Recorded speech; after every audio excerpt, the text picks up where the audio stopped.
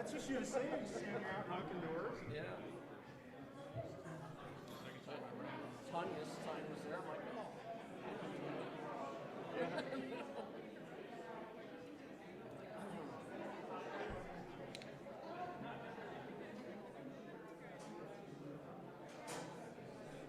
They got the emergency response guys. Yeah.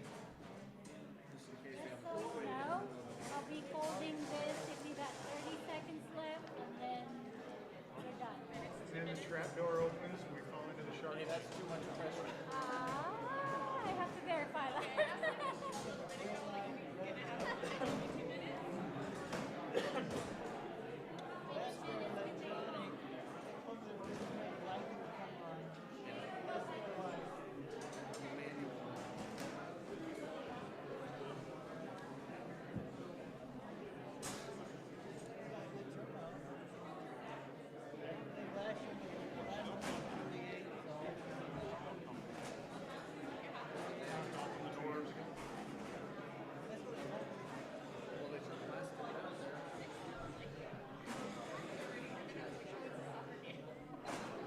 What's that?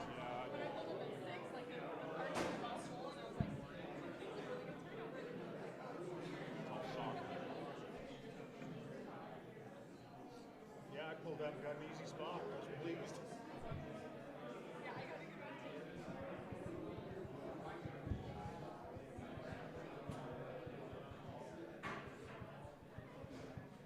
Forgot my tie.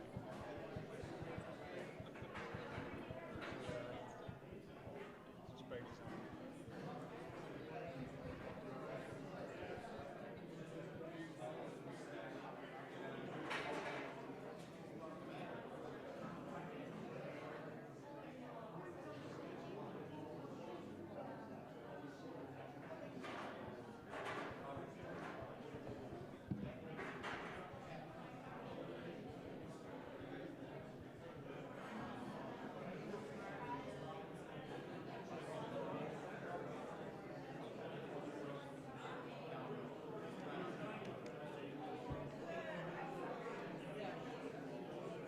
Drag the tables back and put in one of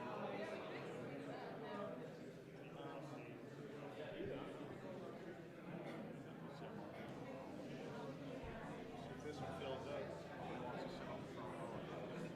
Just because they see me talking public in the school. Wait till I see that.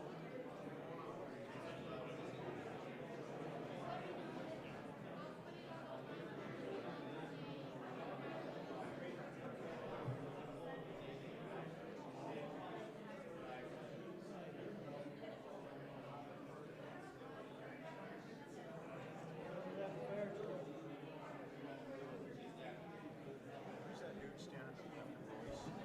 He's on fire department, right? Spencer, his last name, he's the assistant chief. Okay. Remember his last name?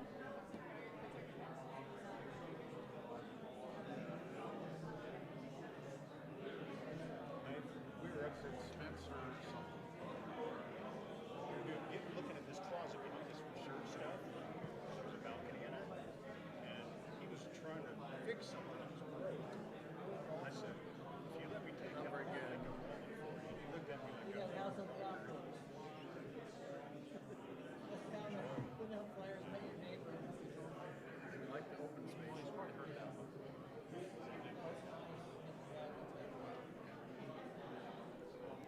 There's my wife. I don't know.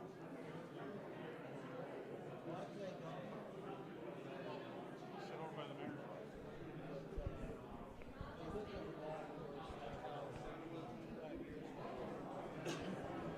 There's chairs on the front row here, so you can get a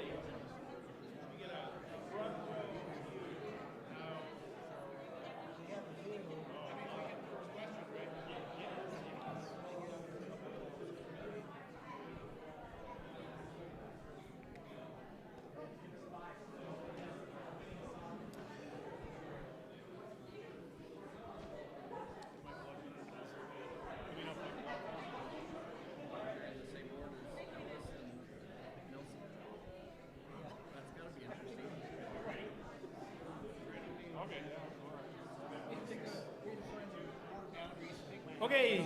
everybody. Let's get started here. First of all, we'd like to welcome you all out to the 2021 mayoral and city council kind of election. So we're grateful for the Elk Ridge City Council municipal elections, and what a great opportunity it is to have so many people here to be involved in government and how your city operates. As a teacher, a school teacher, I teach civics and government and debate, philosophy. I teach all sorts of different things. And one of the things that's really important to me is that we have people get involved. I think our country runs better, our communities run better when we have people involved and engaged in civil discussions. Because we all feel really strongly about certain issues, and it's important that we stay engaged in those issues and we have those discussions on those issues. So let me back up real quick and give you an introduction of myself. So for those of you who don't know me, my name is Doug Welton. I am your state representative. I live in Payson. I was on city council for Payson City for 6 years. I teach high school at Salem Hills, so that's my regular full-time job. And in all those events that I teach a really weird smorgasbord of topics between Japanese and debate and philosophy and everything in between. And so I love what I do. And really, local government, in my opinion, is the most important. It's where the rubber hits the road. And most of it, we talk about like the big issues happening in Washington, D.C., and they're certainly important. But whether your sewers run every day, whether your roads are repaired, all of those things are things that affect you on a daily basis. And so this really is where the rubber meets the road as far as government goes. So anyway, I'm grateful to be your moderator today. They've asked me to moderate your debate. I've got a basket full of questions here that were submitted previously. We're going to go through these questions. The way the process is going to work is in just a minute we'll give each of the candidates 5 minutes to introduce themselves. And once they've introduced themselves, we'll start with the questioning. The questioning period is we'll ask the question. Each candidate has 2 minutes to answer the question, and we'll alternate who starts. So we'll start on the far end with Mr. Potter, and he'll answer the first question, and we'll go to the end, and then we'll go to Mr. Haddock, and then we'll go to the end, and so on and so forth. Unless the question is specific to a candidate. So some of these questions are very specific to one candidate. We'll ask them first. It's weird to have someone else answer their question. But we will let all the candidates answer that question as well if they want to. Because a lot of the questions, even though they are directed at a specific candidate, really are pretty universal to all the candidates, and we probably want to know what their answers are. We will allow a 20-second follow-up or rebuttal if needed. So they'll all have 2 minutes to answer. And when they're done, you don't need to say anything if you don't want to, because we can get on to more questions, and sometimes less is more. But if you want to follow up and give kind of a 20-second rebuttal or maybe kind of a further clarification on your answer, we will allow you to do that. And right now we're planning on 3 minutes for closing statements. If you feel like you need 5 minutes, we can adjust those to 5 minutes. I can see some people saying, I need a little bit more time. I've rehearsed this. So if you've rehearsed 5 minutes, we can do that. Okay, when we're done with this, I've been asked to just, we're going to let you talk to the candidates, because the most important thing is the candidates. This is your city, your community. I have been asked to talk briefly about ranked choice voting and how it works. So I'll take a couple of minutes on ranked choice voting, and then I'll also be available when we're done to answer questions individually. So if you want to talk to me, I will stick around as long as people are here, and would love to answer any of the questions that you have and be here and available to you. When I ran, it was COVID, and we were just like calling a whole bunch of people, and there wasn't a lot of knocking on doors. So it's nice to connect in person with you and talk to you a little bit more. So, but I'll talk about that later. Okay, so at this point in time, we would like to turn the time over to our candidates. We'll start on the left and we'll go across. You have 5 minutes. Our timer is right here, and she will give you your stop signs and 30 seconds left time, so you make sure that you wrap up.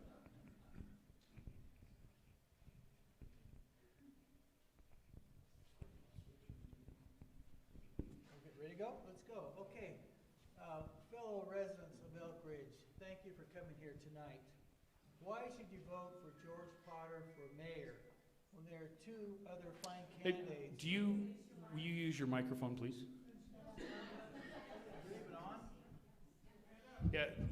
Hello? From a public speaker standpoint, as a debate coach, I would recommend that you stand up so the people in the back can see, and they're also requesting it. Oh, okay. So I think it helps you out when people can see who you are. Fantastic. Okay. Again, why should you vote for George Potter when there are two other fine candidates for the position? My concern is that both candidates have full-time jobs. This city requires daily supervision. Utah Code Title 10, Chapter 3B, Section 104 defines the mayor as the chief executive for whom all city employees report. I have experience as a chief executive officer of a global company, a senior auditor for a Big Four international CPA firm. I've written a book on leadership and recently retired. I have time to devote to supervising the city on a full-time basis. Without supervision and accountability, bad things happen. Here are 3 examples. First, the city of Elk Ridge has not reevaluated its impact fees on developers for the last 7 years. This violates the state mandate and has probably resulted in the loss of hundreds of thousands of impact fees that could have been used to meet the urgent development needs for our roads, parks, water, and sewer. Second, one lady I met said that she's lived in Elk Ridge since 2012 and has constantly complained to the city about the dangerous erosion in the road in front of her house. Yet no one in those 9 years has ever come out to inspect what's happened to her roads.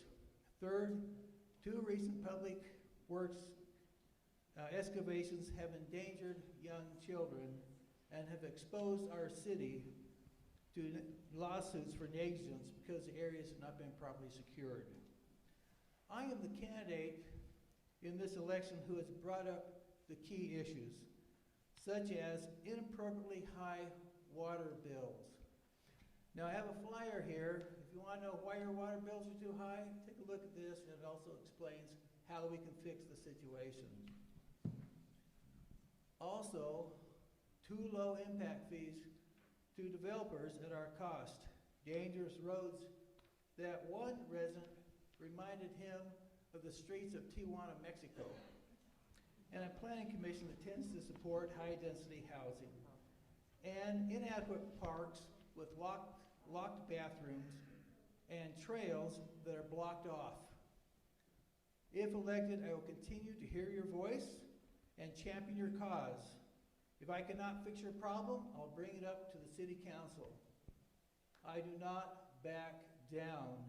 As Abraham Lincoln said, I'm a slow walker, but I never walk back. Let's go forward then. I will devote myself to fulfilling the vision statement of Elk Ridge City, found in its general plan. Quote, we desire to establish a safe, friendly, and family-oriented bedroom community that coexists with natural hillside surroundings where residents can enjoy picturesque mountains, fresh air, native wildlife, grandeur of dark skies, and access to well-planned parks, trails, and open areas, end quote. This is the reason why we live in Elk Ridge, and this is the reason why you should vote for me. Thank you.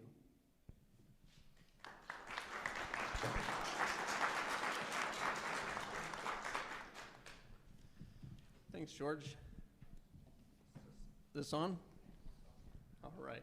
My name's Rob Haddock. I'm the second candidate running for mayor, and I'd like to thank Representative Wilton for being here. I'd like to thank the city for putting this on and advertising it. I think Nelson Abbott invited him to come moderate. So yeah, it's a great event. It's a great opportunity for all of you to come out and see all of us. Appreciate the opportunity. I'd like to thank the first responders that probably helped set up this place, and they don't get enough credit for what they do.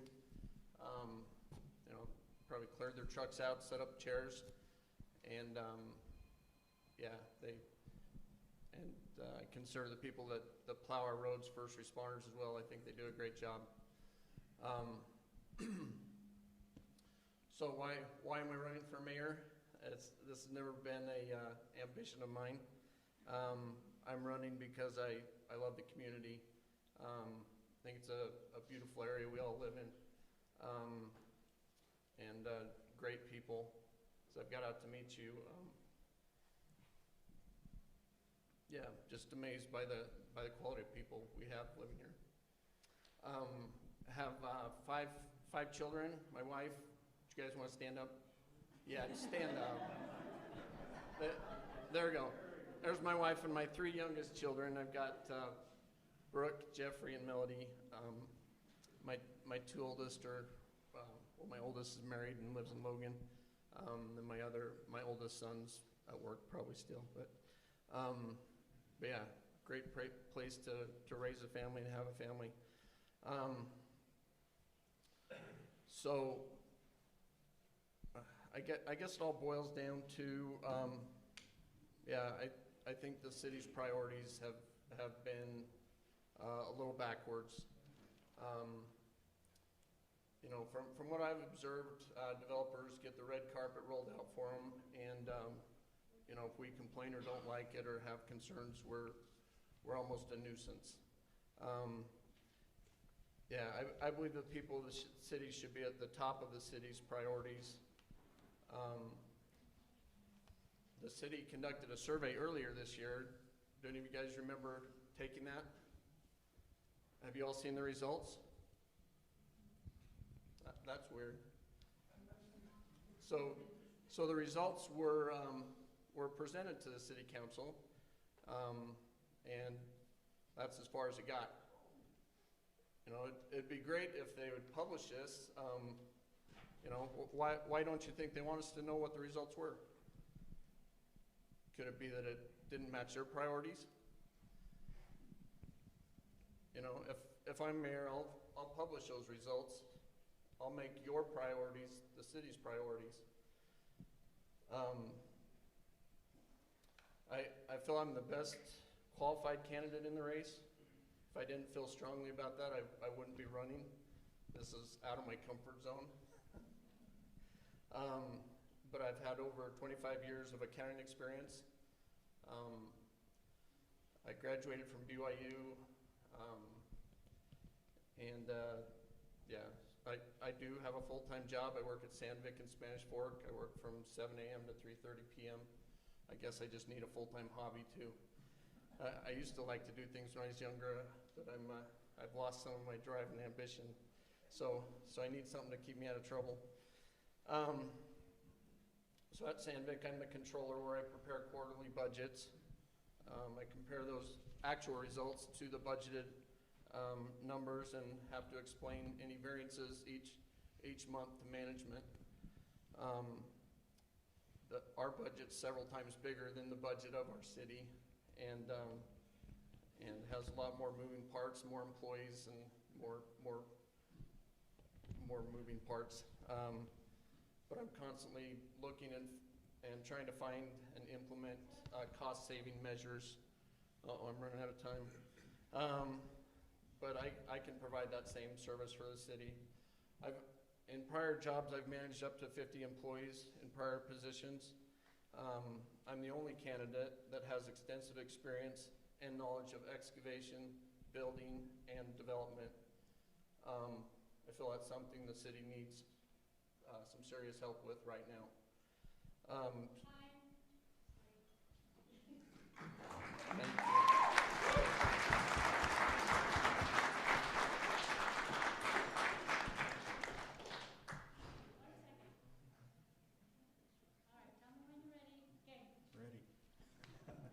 My name is Gordon Reynolds, and my wife and I have lived in Elk Ridge for 3 years now.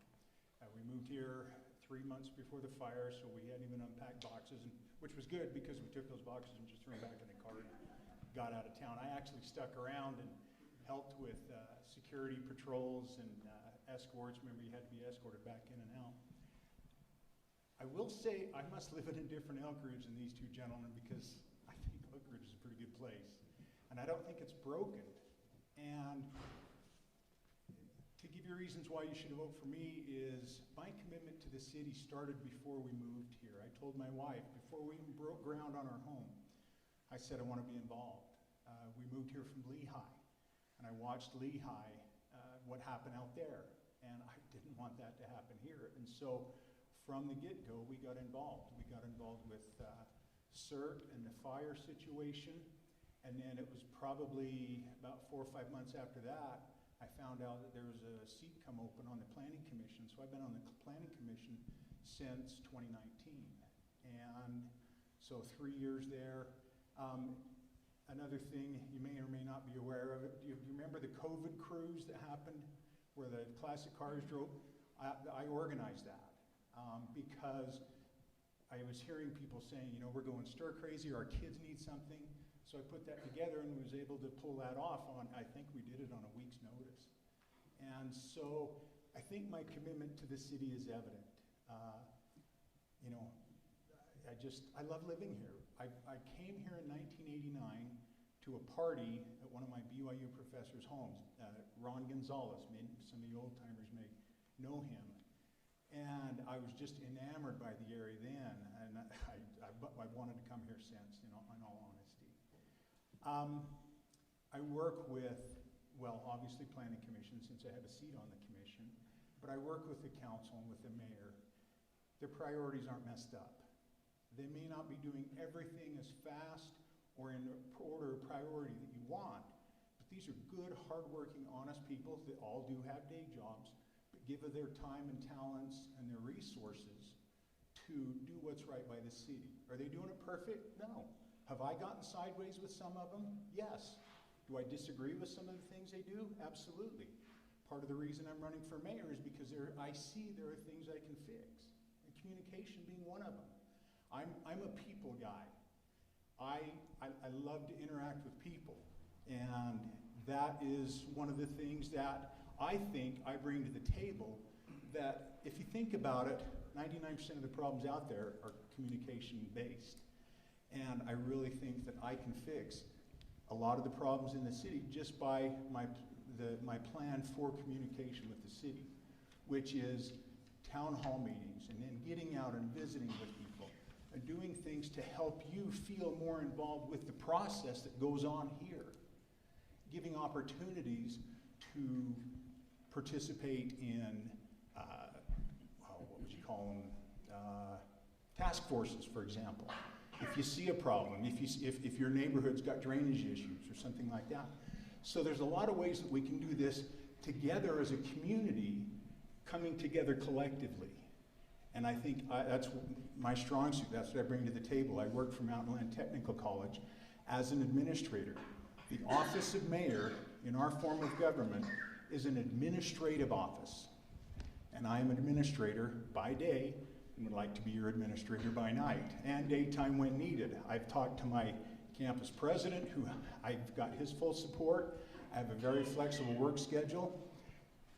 We don't need a full-time babysitter in this city. We need somebody who can carry out the administrative responsibilities that the seat of mayor requires, but also somebody who can work well with the council, someone who can work well with public works, someone who can work well with people, and someone that you feel comfortable with coming to and talking to. So if you want an administrator for the city who is a people person and has good relationships with our council, with our public works people, and with our planning commission, I'm your guy, and I hope to get your vote. Thank you.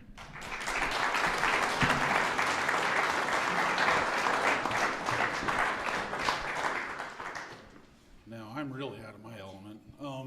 So my name's Jared Peterson. I've been on the council for 4 years. About 6 years ago, I decided to get involved, and here I am. I'm running for re-election, but I'm not running against anybody. 2 council positions, 2 people put in.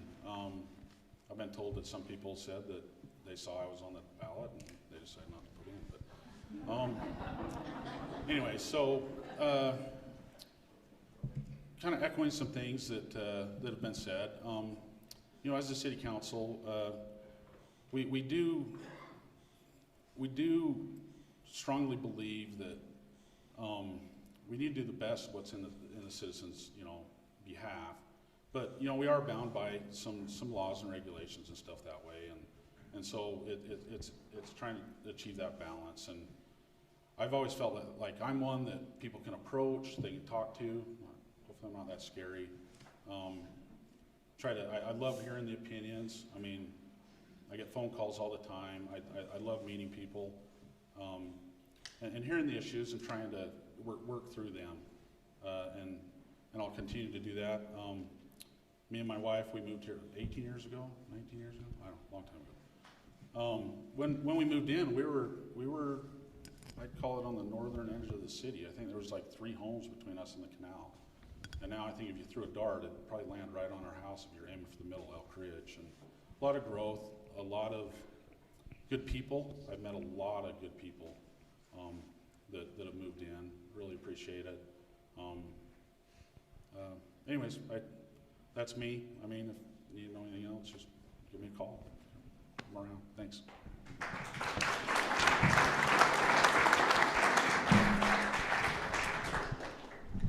Hello, I am Tanya Willis, and I was just going to put it out there. Jared and I have been asked to stay a little bit briefer since no one is running against us. We're unopposed so that we can leave time for the party at the mayor's table.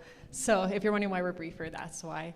To share a little bit about myself, we moved to Elk Ridge 6.5 years ago from San Antonio, Texas.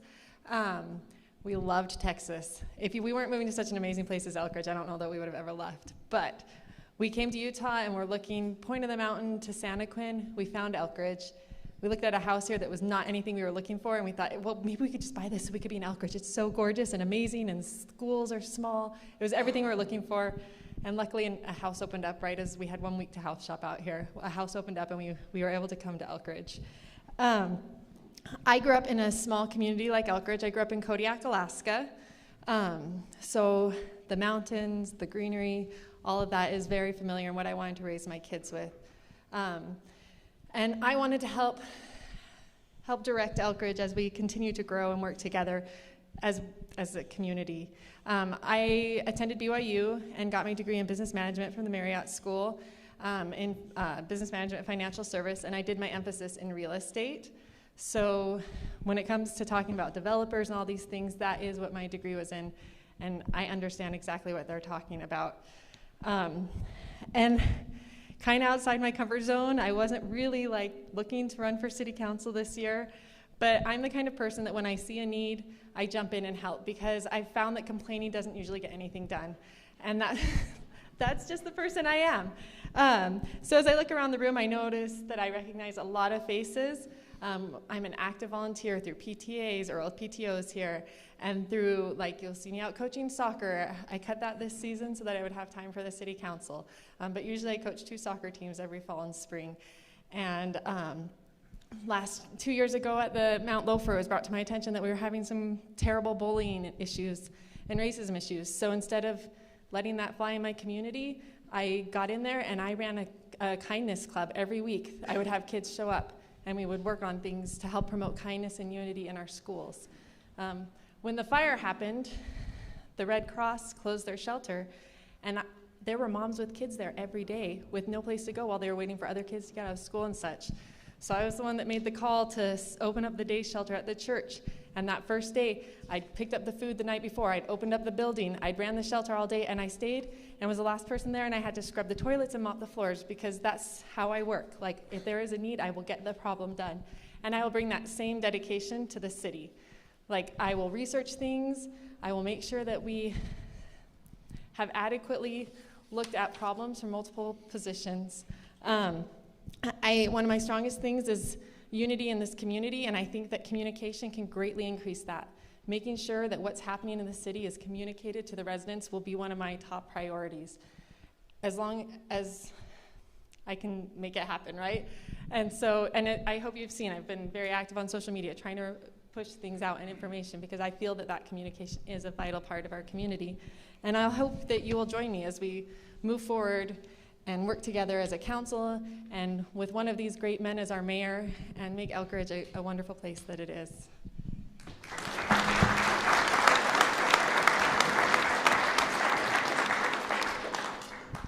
Okay, so I've got a basket of questions here. What we're going to do is I'm actually going to have some folks grab 2 questions, one for this round and one for next round, so I can kind of take a peek and see if there's any follow-up questions that might need to be added to the questions for better clarity. So I'm going to do that. So if I could have you grab a question, just grab a question. And if you'd like to grab a question, perfect. So this will be the next round question. No, that's fine. So I'll hold on to it. I know, right? It's a long word. I'm going to need my reading glasses. Okay, so these are 2 minutes. So these will be 2 minutes with a 20-second follow-up if needed. Okay. So the first question. Good thing is there's lots of words, but they typed in big fonts. And my eyes that are getting a little bit older, I don't need to put on reading glasses. All right. Here's the question. Again, we'll start. Actually, let's since the intro started with Mr. Potter, we'll move on to Mr. Haddock, and he'll start the questioning, and then we'll just continue to move down. So we're just going to rotate every time we have questions, whether it's starting, finishing, wherever we're at. Okay? Here's your question. As it says, would any of you be willing to add to your platform a water reduction program in Elk Ridge? That is, what can we do as a city to decrease our water consumption? And in connection with that, would any of you be willing to add to your platform giving subsidies to residents who will convert their current water-consuming yards to zero-escaping type yards? Okay, so a lot of words there. If I were to boil that down, it says, are you willing to add water reduction program in Elk Ridge and to decrease city water consumption? And then number 2, are you interested in giving subsidies to residents who will convert their current water to zero-escaping? Thank you.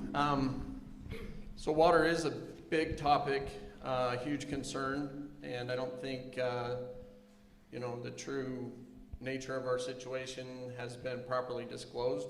I don't know what it is.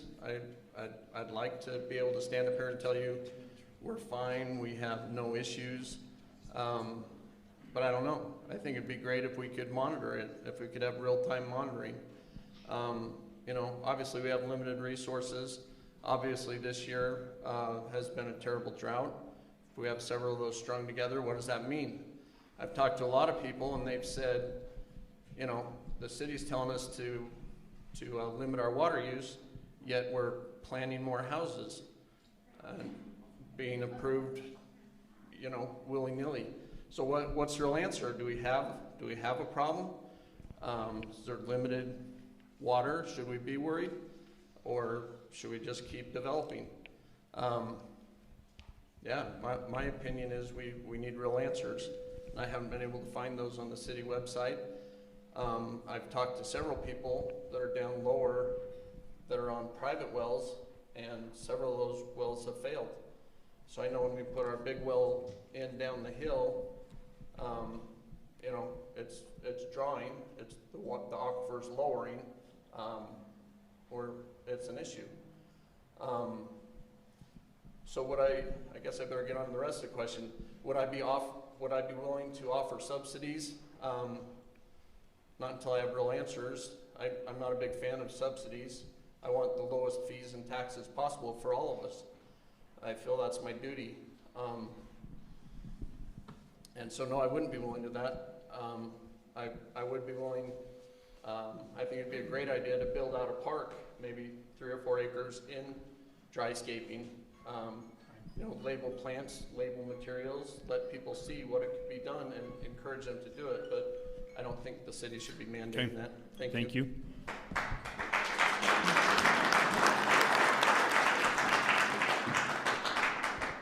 I think what we'll do is, you've got a timer set over here. So when this starts to beep, we're going to let whoever's closest to it will start clapping, and everyone else can clap, and then we can move on to the next question. You do have 20 seconds that you can follow up and add on. Okay. 20 seconds? Well, no. So everybody's got 2 minutes right now, and when everybody's said their piece, if you want to go back and add on clarification. 20 seconds for you, and then 10 seconds. No, I'm just kidding. Arigato, Doug-san. どういたしまして。I have the answers on water, and I can't give them all to you now. I did the deep dive. I got a hold of the state, the USGS, the State Division of Drinking Water. I have all the answers for it. I can tell you everything you want to know about both of the aquifers that we have, all 3 of the wells, and all 3 of the storage tanks. Okay, The city's not on the take. I promise you. I trust the process, and that's one of my plans, is I will get a hold of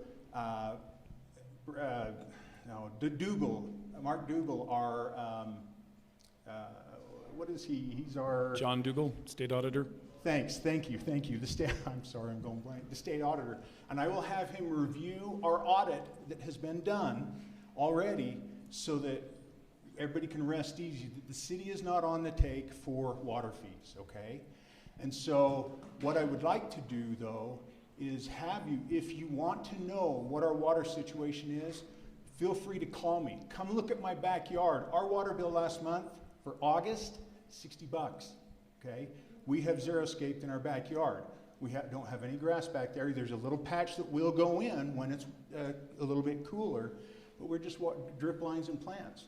So it's very doable. If you decrease water rates, where are you going to make up funding? It becomes a property tax, okay? So you need to look at different options, and your landscaping is one of those, all right? But please, if you have questions about where we're at water-wise, we live in a desert. We all can't have golf course lawns, especially real big ones. But water is not as big a concern as what it has been made out to be. So feel free to contact me, and we will answer any questions you may have. Come over to my house. I'll show you my backyard. Thank you.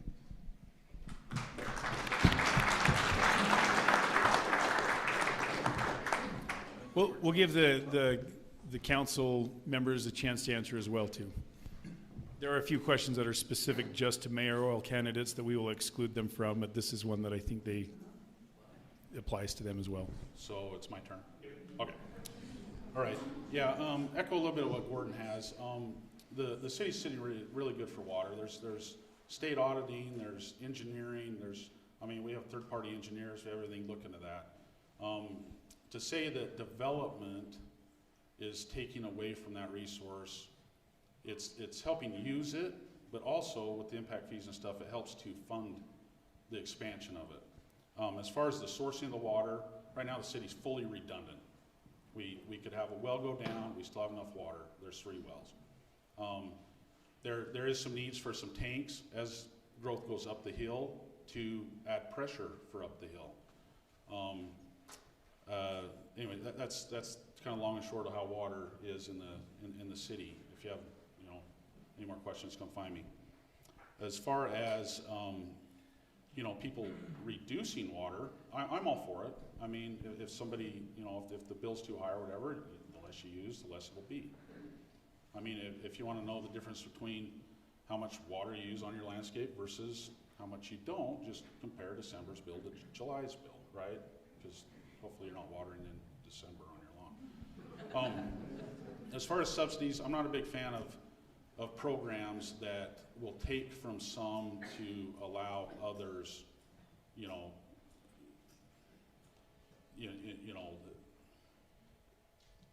I believe that everybody should have their fair, into as far as taxes and all that stuff. I think there's a lot of that going on, and I think it just raises everybody's taxes in general. So I'm not a huge fan of subsidies. Thanks.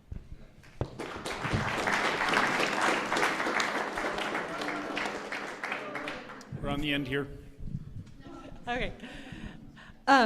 So how to start with this? Okay. I have read through these reports, the water reports, and I have researched how aquifers are monitored in other places. And I will be honest that I am not satisfied with how we monitor our aquifer here. I will also be honest that I believe that it should be regulated above the city level for when reductions and water restrictions are placed on. Because I've sat in city council meetings here where it's been said it's okay because we have the deepest well, which if you follow that logic means that it's okay because we can keep sucking until someone else's goes dry because ours is deeper. But with that logic, then someone, when theirs goes dry, is just going to just draw a deeper well. And I don't feel that's being good stewards of our aquifer. And so I'll be honest that I am not satisfied with the reports I've read on our aquifer monitoring. In other places, they put real-time monitors on wells across everyone that pulls on the aquifer, all cities, and they use those recordings to track well levels, and restrictions are placed on city on consumption based on science and data. And that is what we lack here, I feel like, is I like numbers. And so that's why I'm a finance person.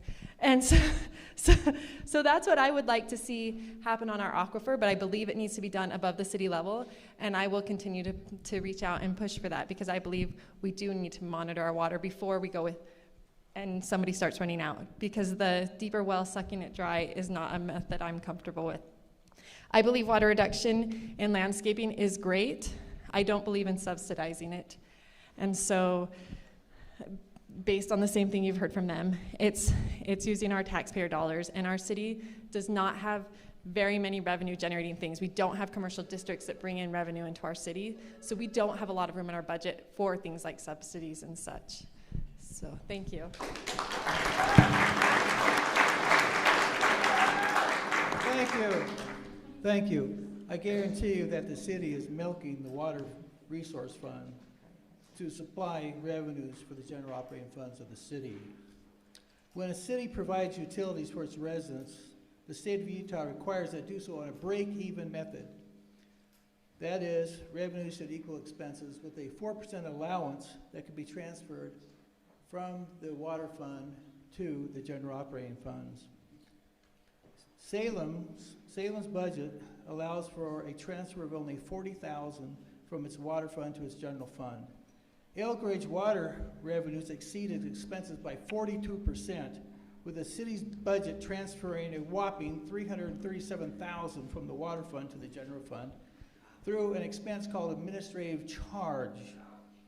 Okay, remember, all the expenses for the water fund have already been assessed and directly charged to the water fund. So what's the administrative fund for? Well, one city council member told me it's for the time for the public works people and other office people for putting their work hours towards the water fund. Well, that's just not justified, because if you take all the salaries and benefits of our public works people, it only comes to approximately $268,000. So why the $337,000 that's being transferred to the general fund? Okay.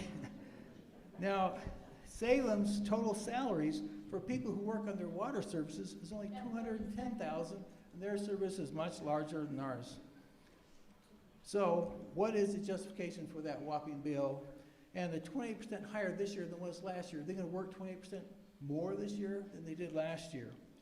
Again, I have a flyer here that will give you all the information you need to see why we're doing it. I'd love to have the auditor come and check with me as well, okay? I'll give them a few things to think about, okay, when it comes to our city's reports.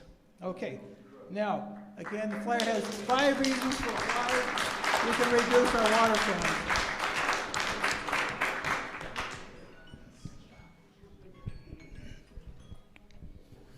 Okay, so we now have up to 20 seconds for any of you to give a follow-up. So if you want to, just raise your hand. There's no order. You've got 20 seconds to give a follow-up. Okay, 20 seconds for Mr. Reynolds. It's going to take me that long to stand up. And that's why, again, I trust the system, 3 levels of auditing, but I will ask John Dougal to do an audit. I feel he's probably qualified because he is our state auditor, so I'll take his word for it, and that will hopefully answer questions. Okay. Anyone else? Going once, going twice, sold. Okay. Just one point of clarification, just since my work on the state level, enterprise funds can transfer up to 10%. That is the state law. All right, next question can be answered can probably be answered in 1 minute or less. The question is, would the candidates consider proposing a change in form of government from a 6-member council that was enacted in Chapter 19 in 2008? With a 6-member council, it seems the mayor will have no accountabilities except as an executory for the ordinances and resolutions. Putting more accountabilities, not only executory but administrative, would put more accountability. Under the 6-member council form, correct me if I am wrong, the administrative duties is only in presiding the council meeting. Okay, so the question essentially boils down, from what I understand, is the current system is a 5 council with mayor. The mayor does not have a vote, In a lot of terms in Utah County, we refer this as a strong county mayor or a strong mayor or a weak mayor.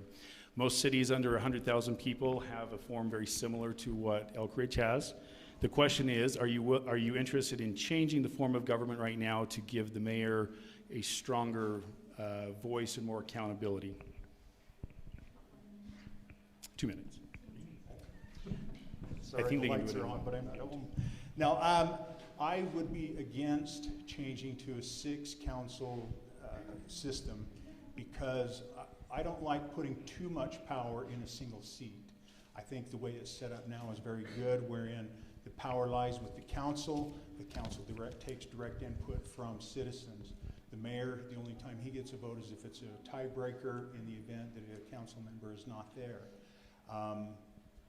And again, obviously I'm comfortable with the seat of the mayor being an administrative one, because that's my game during the day, but no, I wouldn't be in favor of changing to a 6-person council.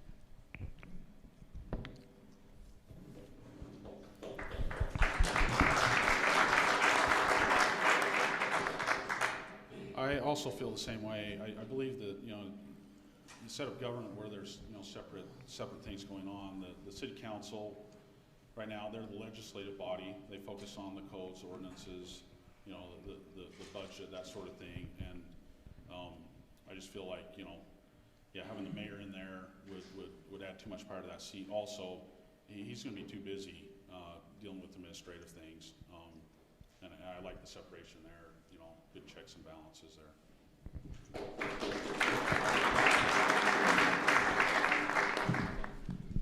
So I'll use this question to set precedence that I have no problem telling you when I don't know the answer and I need to go research it. And on this, I am not comfortable saying completely that I see the pros and cons to these, and I would need to research it.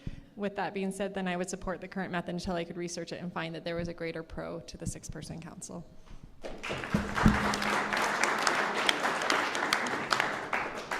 Yes, I agree as well. We should keep the system as it is today. The office of the mayor really has a full-time, day in, day out responsibility for administering the affairs of the city. And there are a lot of problems that need to be solved, and it allows him to focus on those problems instead of focusing on the legislative part of the government. Thank you.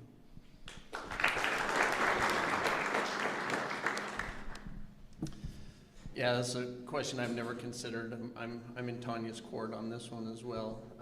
Don't have a strong opinion either way. I do look forward to working with and commit to working and supporting everyone on the city council.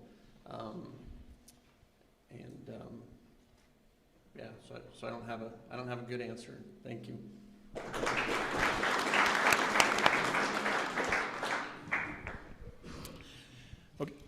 Okay, the next question ties a little bit into the previous question. So the question is, the city of Elk Ridge has several enterprise funds, namely water, sewer, solid waste, and storm drain. Explain what the administrative fee to general fund line item is for these funds. I would maybe recommend, is if you understand and feel comfortable talking about it, just talk about whether you agree with enterprise funds or not. I think would be kind of a better understanding of this question here. So enterprise funds, one more time, the city of Elk Ridge has several enterprise funds, namely water, sewer, solid waste, and storm drain. Explain the administrative fee and also talk about administrative funds and how they are used. And since they want feedback from you, maybe whether you agree with what the current system is. Is this a 1 minute or a 10 minute? 2 minute. Okay. All right, let me explain to you what it is. So the enterprise funds are set up so you have the separate utilities. All the costs that come in and out of the separate utilities are billed to that utility. For instance, water. You guys see the line item on your bill.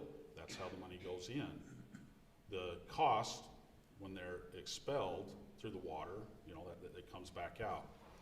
The amount that George Potter referred to is administrative, and he says that is, and I take kind of a little bit of offense here because I've been on the city council and it is our budget. We've looked into it. So all the payroll, the benefits, there's equipment that's shared between the enterprise funds. All that is paid first out of the general fund. All payroll and everything goes out of the general fund. If they're running around in trucks that's shared, it goes to the general fund. Now, if the guys were working like 30 hours, 1 week on water, 10 hours on storm drain, whatever, that time gets broken up, and that's why that administrative charge is there. It's an accounting so that we know the real true cost of those enterprise funds. So if, we have some contract, like for the garbage, if it goes up a little, we know where it went up. We don't just at the end of the day go, oh, the budget went up. Where'd it go up? It's separated out. That's what those funds are. They're accounted for, and it's a system that's in place. I agree with it. Unlike the county had an issue a year ago about their budget. We're over budget. Nobody knew. Nobody could give you answers. We're just over budget. The city's not that way, and so I agree with the system that's in place.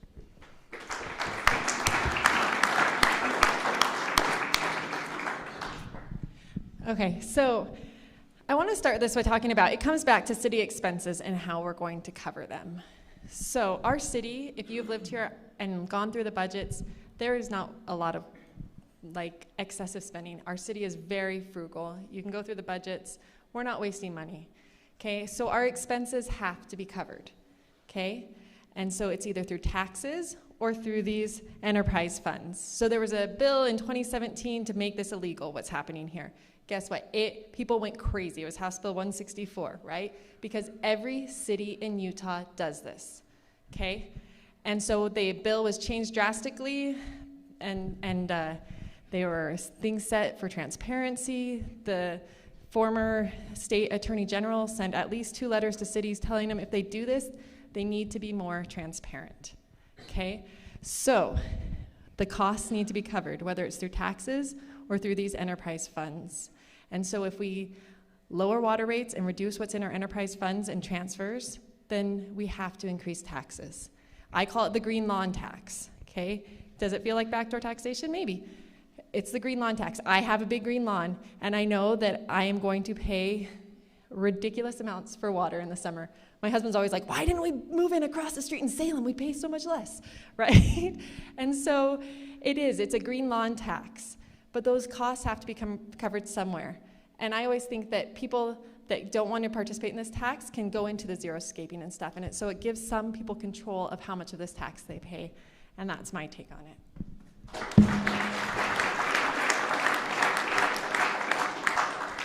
Okay, again, this administrative charge is $337,000 when all the salaries and benefits for our public works people are only $268,000, which would mean every second of every minute of every hour of every day that they work had been charged to the water fund. And that's just ridiculous. There are 5 ways in which we can reduce our water bills without impacting the budget for our city. First, we can get rid of government waste. I've worked in organizations and consulted with them who've always been able to go in and reduce expenses by 10 to 15%. In any city, especially when you're looking at government, there's always waste. Second, you can achieve break-even by expanding the volume of the use of the water. Therefore, break-even, you increase volume. Through controlled growth, you can reduce the rates. Third, bring in commercial interest to the city. Fourth, increase the impact fees on developers so we can have improvements in our water system, so we can reduce the maintenance of that system. And fifth, look for state and federal grants to fund operations and infrastructure projects. Thank you.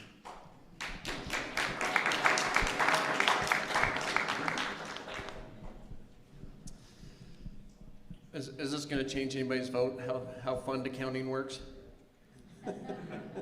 It's exciting stuff. So government accounting is a little different than your ordinary business accounting. You have the revenue streams that need to be isolated to those revenue streams. You got your water, sewer, storm drain, and the ones that generate revenue have to cover the things that don't generate revenue. We have our first responders. Do they generate revenue? No. Do they have expenses? Yes. So we got to allocate some costs from the funds that bring in revenue to those things that cost money, like overhead, like salaries, like maintaining this building, keeping the lights on. And so it's kind of an accounting exercise, and we could talk about it for hours, and I don't know that it would be productive. But I do feel there's always ways we can cut. There's always cost-saving measures. I agree with George on that. I think impact fees should be assessed. You know, the city and us should not be funding new development. The developer should carry that full burden, not just for the costs that are incurred right now, but for future wear and tear on our roads and so forth. And so, yeah, I think we can do better. We can always do better, and I'm committed to finding cost-saving measures and keeping our fees and taxes as low as possible. I feel that's my duty. Thank you.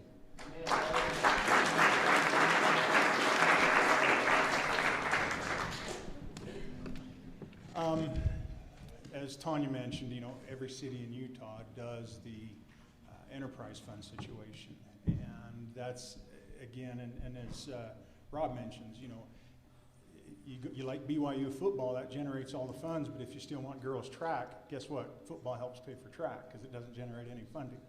Okay, so having said that, though, I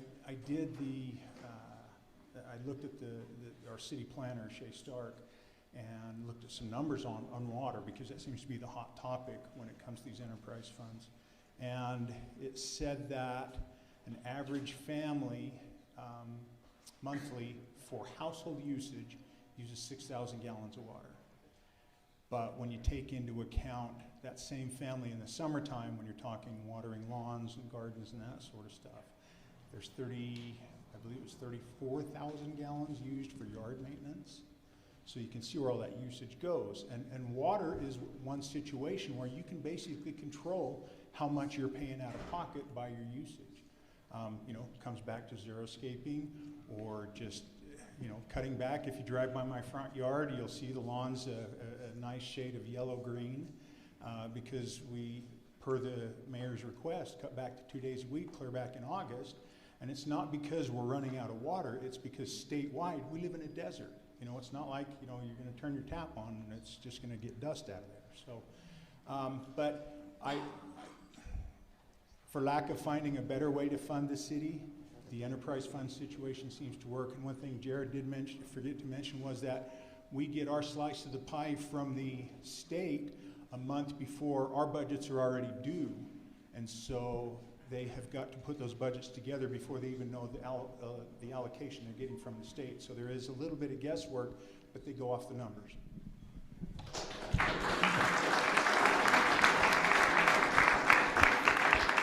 Okay, before we move on to the next question, anybody want to take the 20-second follow-up? Okay. Yes, have you ever considered the effect of these water rates on people who are not wealthy, the elderly, the handicapped, the 4.6% of our population is below poverty level? It's unfair for young families to have high mortgages, high soaring property taxes, and then hit them with the green lawn tax. Thank you. Thank you. Follow up, okay, 20 seconds. Yeah, I'll make a quick 20-second thing. I looked at Woodland Hills, and a community of 1,600 people had a $650,000 administrative charge on water. Okay, any other follow-ups? Okay, I'm going to add a question here as moderator. I'm going to kind of jump in based off of some things that have been said here. I didn't pull this out of the hat, and I'm not sure if it's in here, but I know that this is an issue that sometimes is a concern for Elk Ridge residents. So one of the questions were brought up, and it kind of ties into enterprise funds as well, too, is this idea of commercial development. That's another way that you can add a tax revenue, but we also talked about how the mission statement of Elk Ridge says we want to be a bedroom community. So could you just address that, each one of you real quickly, is what are your thoughts on commercial development to offset taxes versus kind of staying the course, and where do you sit on that issue? Am I first this time? Yep. We'll start right here. All right. So I have researched our options for increasing revenue in this city. There is one lot really zoned commercial. It's right at the corner of 11,200 and Elk Ridge Drive, right kind of by where the flashing 35 sign is. Okay, so that is the only lot in Elk Ridge that is zoned commercial. Currently, we have a developer that wants to convert that to houses. He wants to double the amount of residential houses that were allowed in that area and take out the commercial. And it's being entertained by the council right now. I'm not on the council, so other people might have more information on that. I support leaving that commercial area. The developer's upset because he can't find a gas station to come in there. And I said, well, probably there shouldn't be a gas station there then. And maybe it doesn't even need to be developed now. But I'm not willing to let our one chance, and it'll be crumbs of sales tax. We're not going to get like a car dealership like we have in the other cities here that's going to generate huge sales tax revenue. We're not going to get that. But we'll get crumbs, and I'm not willing to give up our one chance of having sales tax revenue in this city to offset taxes and things like that, because other cities get that, and Elk Ridge will not have that. And if you look at the county's plans for 11,200, their plans are to widen that to a major corridor like the highway below. And so you're not going to want houses facing onto that anyway. It will create a great buffer for the homes behind it, and it will give us possibility for revenue in our city.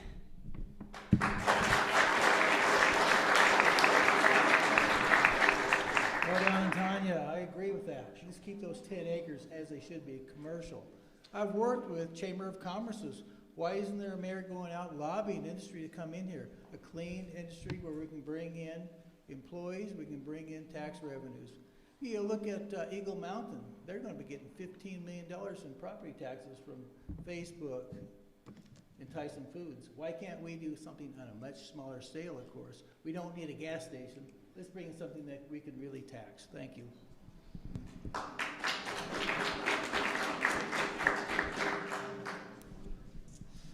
I'm a proponent of following the master plan. You know, I feel the master plan's like our Constitution. It's there. It should protect us. It should be, you know, we know what we stand for. We know what we want. This is who we are. And you know, right now, as I read it, it shows that we're a small bedroom community. You know, it seems like you know, the master plan hasn't been followed real well. You know, if a developer wants to increase density, it seems like that's just a given. So yeah, if commercial came in, I think we'd have to follow the dark sky initiative. It's hard to do that with retail or a gas station or something of that nature that would need lighting. And so there's a lot of things that would have to be weighed, but yeah, I do understand we have a limited tax base, and ultimately this will come down to the city council anyway, and so so yeah, there's some pros and cons. Thank you.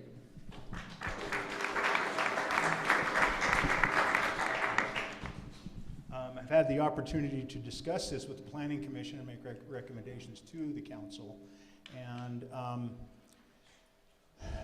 let me preface this by saying I was involved with the Tyson Foods coming to Lehigh, well, it's Eagle Mountain. In fact, we do a lot of training for them. And I've been involved with several other larger corporations, especially that moved out into Lehigh and the Eagle Mountain, Saratoga Springs area. And I know what they're looking for, and they're not looking for a 4-acre plot on a corner like that to do anything. It's a hard sell to get a company to come in and use that property. I understand. I've spoken with the property owner.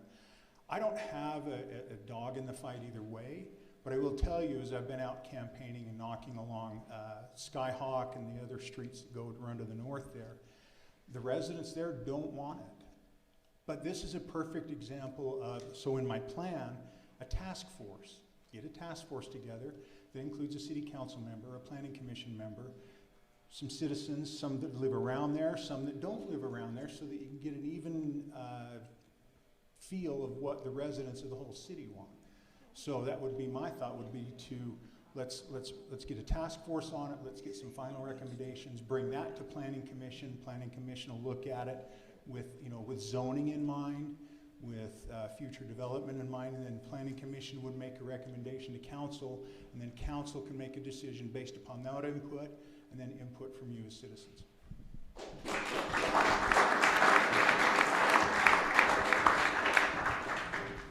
So some some information I need to correct. There's actually 2 parcels in Elk Ridge, zone commercial. There's one on we refer to the smart property, then there's one across the street. Total of 20 acres.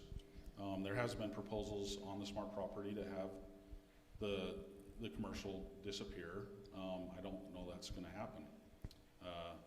But then I need to say that, you know, if there is any commercial in Elk Ridge, it's probably going to be what the citizens want as far as commercial.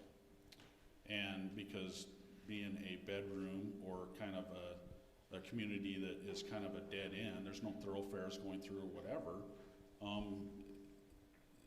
the things that are going to be, you know, sold there or the services that are provided are going to be probably what we want. You know, somebody's not going to come off the path too far to go to something. I mean, I thought reception centers, maybe some professional office spaces, something like that could work. I don't know. Yeah, there's been for years trying to get a gas station or something there, but you know, I would use it. But anyway, so so there's some challenges there, and the city council and the zoning are kind of trying to balance that with what the general plan shows, and trying to stay in line with that. So.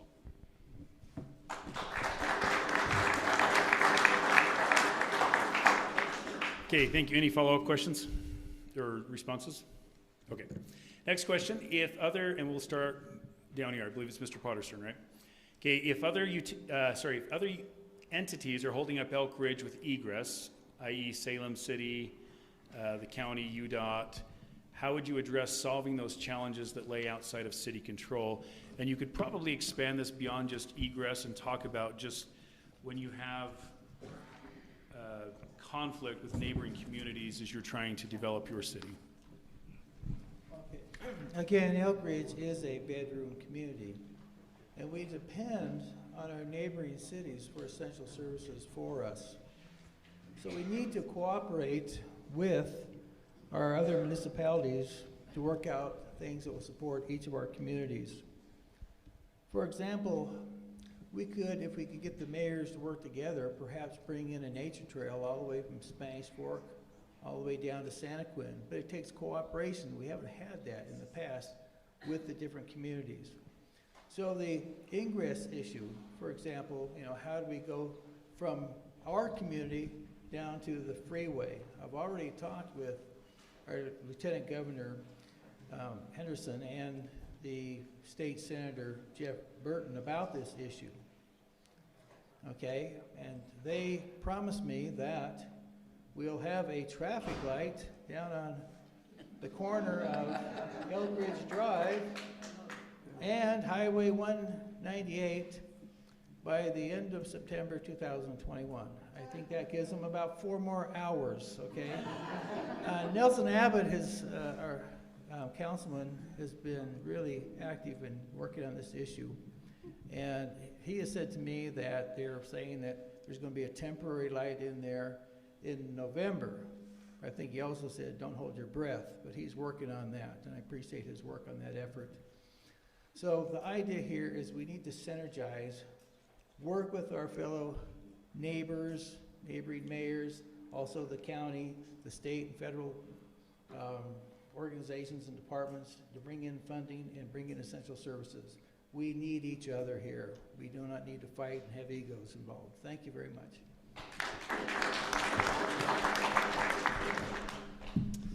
Hey, is Clint Ashmead in the audience? Hey, Clint.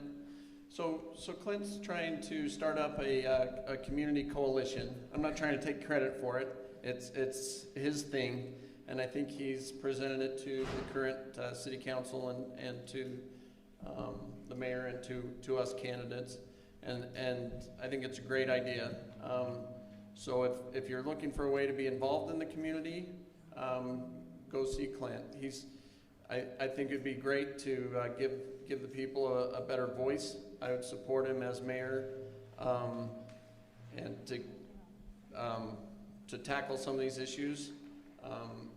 You know, egress is one of his big issues I know that he's concerned about. Like I said, we don't have complete control of that. A lot of that is in different jurisdictions, state or county or the highway department.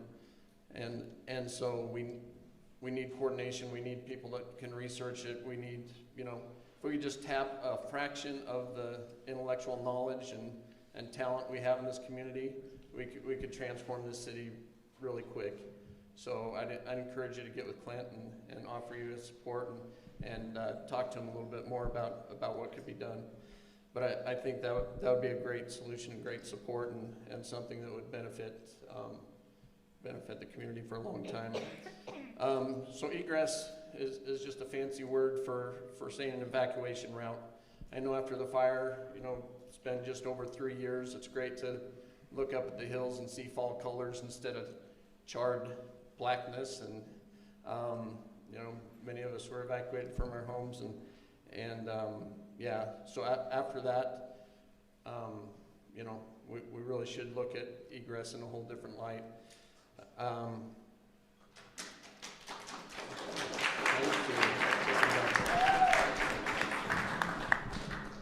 Plus one on what Rob said about Clint and his work. We're neighbors, and he's put a lot of effort into it. He's actually got some answers. Nothing in writing yet, but that's the next step. So, and I'm not going to steal his thunder. I'll let him explain that should you reach out to him. One of the first things I would do once the dust settles after the election is I would reach out to the mayors-elect of our neighboring cities, Salem, Payson, Woodland Hills. And first off, make friends with them. Get off on a good foot with them, and then start addressing the issues that affect our cities together, which obviously the biggest one would be roads. Then it would be our aquifer, because we all pull off of at least the big one down the Utah Lake feeds. So that would be what I would do, is to reach out to them and, kind of off the record discussions, just get their feelings on it, what their thoughts are, kind of lay groundwork so that when it comes time to really get serious and come together as a concerted South County group to go to our state representatives and say, hey, we need some help here, and go to the county and say, okay, this is a critical need, and before any more loss of life happens, this needs to be addressed. And so that would be my plan, would be to reach out to the mayors-elect and form a strong coalition between the mayors, and then move forward so that we come together as a voice. And then again, task force, perfect situation for a task force as laid out in my plan, is that then when citizens start calling and making noise, that's when representatives really listen, because that's where the votes are. Thank you.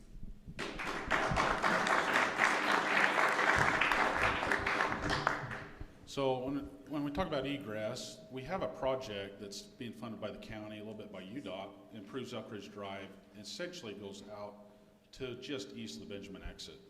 That's a project that's been on the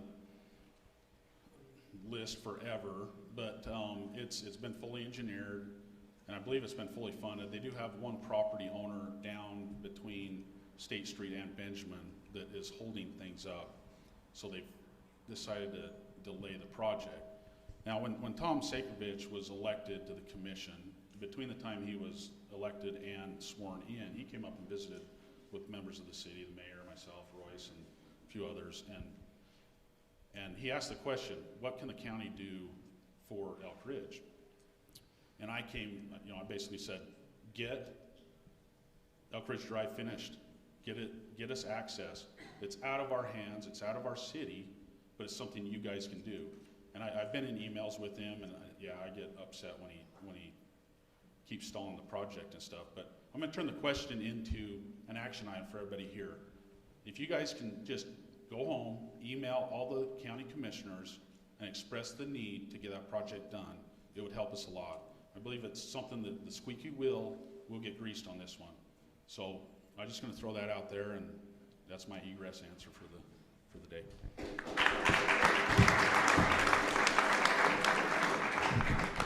Yeah, Jared took the words right out of my mouth. That's what I was going to say. The squeaky wheel gets the grease, and I think that's where we need to hold the other areas accountable if we need the light. And I've heard from Clint was telling me with his that light will be bid in October, so we're still a ways out on that temporary light. So we've been talking about how the different communities can work together, And I believe that we are one community. My kids go to school in Salem. Your kids go to school in Salem. We play sports with Woodland Hills, right? We're one community but separate cities. And so we should be communicating. We should be talking about when we are doing developments. Like Elk Ridge is currently proposing putting in another, basically second Elk Ridge Drive that will hit into Loafer Canyon. Loafer Canyon dumps into Salem's 25-mile-per-hour neighborhood with children playing on it. That needs to be coordinated between cities. And it's easy here in the community to do it, just, sit and have a visit. I was visiting with Woodland Hills mayor candidate at the soccer game this week and talking about how we needed to have better communication between cities. But I think we need to formalize it too, so that when we want to do things like put way too much traffic into a neighborhood with children running on it, that is coordinated between cities so that we don't have crazy problems and just say, well, it's their problem. So that is my stance, is that we definitely need communication, but formal communication also.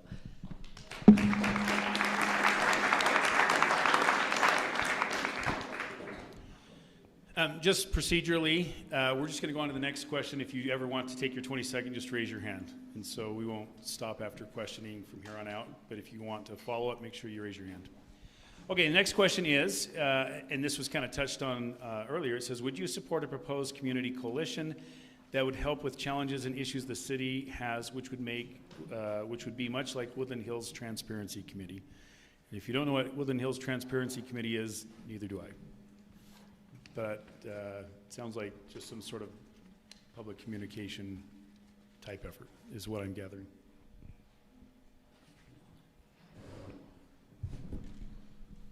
Is it my turn? Yes. Yes. Could I give the mic to Clint? I support him. Clint, you want some time? No. All right. So yeah, I would support it. I think the government, especially local government, should be answering to the people. I think if the people have a bigger voice, a better voice, and the community's helping the government solve the problems, it's a win-win. Yeah, a lot of people might have a misconception that Clint's trying to organize a mob and come with pitchforks and torches to the city council meeting and burn the place down. That's not the case. Yeah, he genuinely wants to help. He wants to, grab all the talent that we have as a community and find solutions, do things better. I'm all for improvement. I'm committed to supporting all of you. Like I said about the survey, I'd love to know the priorities of the city. I think that should drive our policies. I think that should drive our program. I think that should drive our projects. And so yeah, the answer is yes, I would support a community coalition. Thank you.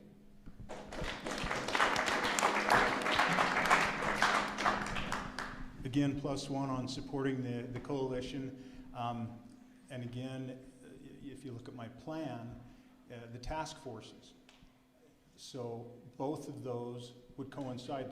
The coalition basically takes the grassroots stuff and brings it to the city's attention. The task forces would take things that we see as a city that need citizen help, just like the light, getting citizens, just like it's been done tonight with Jared. Getting your attention so that you're making the phone calls to the county and to the state representatives, and that's when things really get done. So it would create basically a two-way situation where the communication can go both ways, which goes back to my original idea about communication and the town hall situation. Town hall meetings would be a situation where citizens can ask questions, voice concerns, and you're not under the 2-minute clock that you are with planning commission meeting or with city council meeting. And so, but then that's where the real communication, the real problem solving happens, so that by the time it comes to the commission or to the council, we already know what the public wants, what you as citizens want. And so, yes, I absolutely would support it and think it's a fantastic idea.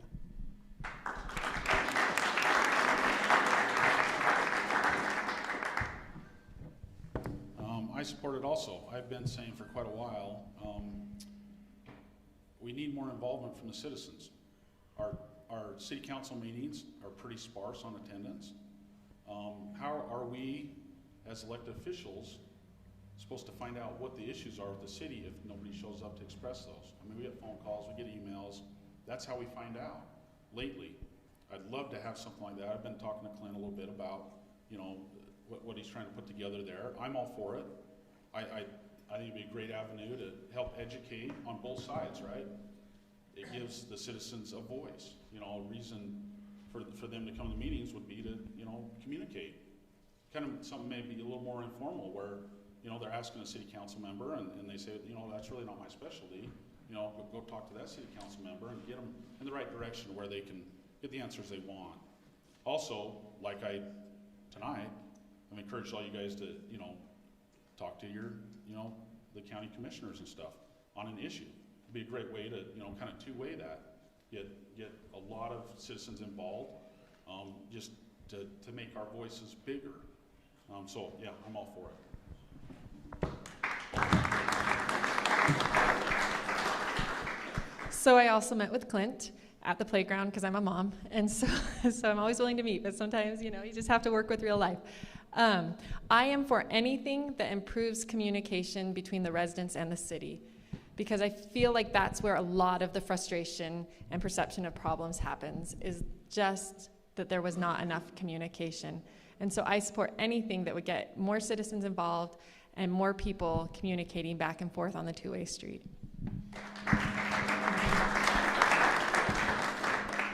I didn't know you played soccer, Clint. Anyway, I've been involved with Clint as well, and I support 100% his ideas for a coalition of citizens. You know, it also, not only does it bring creativity to the process, but it helps hold the mayor and the city council accountable to a voice of the people that's coming from an independent source. So I'm fully behind you, Clint, and you'll have my support whether I'm mayor or not. Thank you very much for your efforts.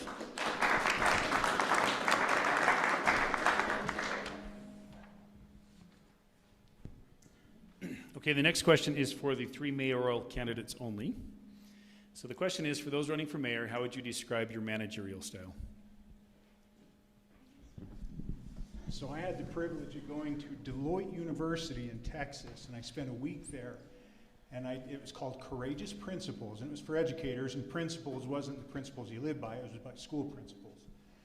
And I did the battery of tests. I sat in on, we did all kinds of tasks and stuff. I'm what's called a pioneer integrator, okay? I'm a pioneer in that I see the big picture, I come up with the big ideas, I think outside the box, and I'm able to, in fact, when we have our instructional department meetings, the other directors sit there and look at me like, what are you thinking? But that's just how my brain works. I think big idea, big picture. But I'm also an integrator, which means I'm a people person. I know how to get people to work together, to work to a collective goal, to a common goal, and to put their efforts, even though they have differences, they put their collective efforts together to get a task done. And so my managerial leadership style, pioneer integrator per Deloitte University. Get on their website, they have this little quiz you can take. They have this video that explains the pioneers, the integrators, the drivers, and the guardians very well.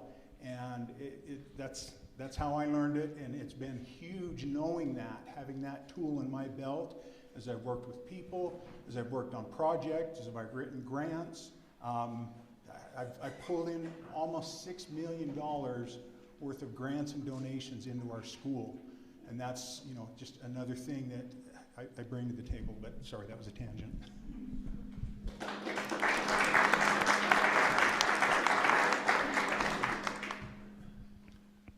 Okay, I've written a book on leadership.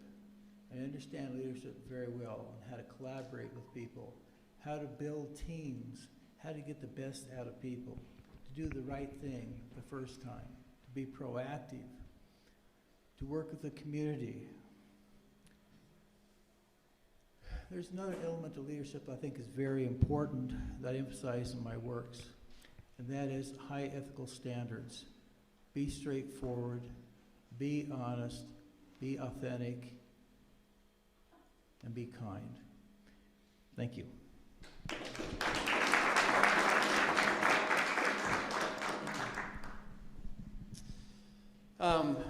Yeah, so I have a lot of experience in the business world.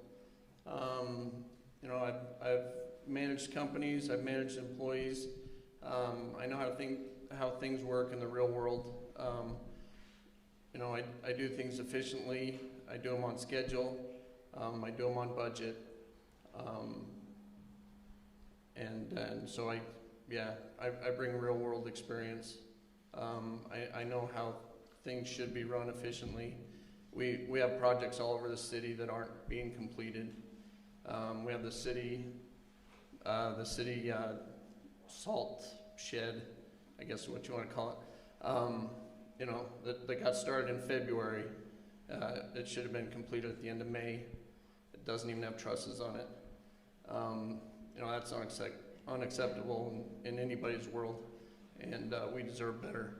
I know how to run projects. I know how to keep things on schedule. I know how contracts should be written and how contractors should be accountable. And so if that's something you think would benefit the city, then I'm your guy. Thanks.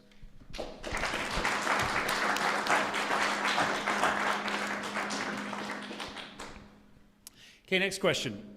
And I might make an editorial on this. What determines how you make decisions for the city?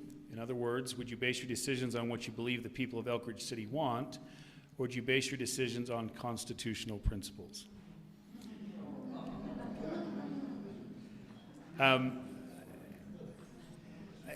might add, as far as an editorial, right? So when you live in a constitutional republic where we've got representative government, there's always the question of the push and pull of how do you know what the citizens want, but we don't vote on every single issue in the city. Like that's not something that we do in a representative government. So what are the principles that are going, I would change this a little bit to say, what are the principles that guide you? I think you should answer the original question, but what are the principles that guide you? So when you're making a decision, when we're not getting feedback from everybody, we try to get feedback from everybody, but we make decisions in a representative government without getting 100% feedback on every issue, because that's kind of chaotic, right? So that was a long explanation. So let me just say this again. So what determines how you make decisions for the city? In other words, would you base your decisions on what you believe the people of Elk Ridge City want, or would you base your decisions on constitutional principles? And maybe throw in there, like, how do you make decisions? So when somebody here represents you, how do they know how you're going to vote consistently? Like they're looking for somebody to represent them and kind of have an idea of how they're going to vote.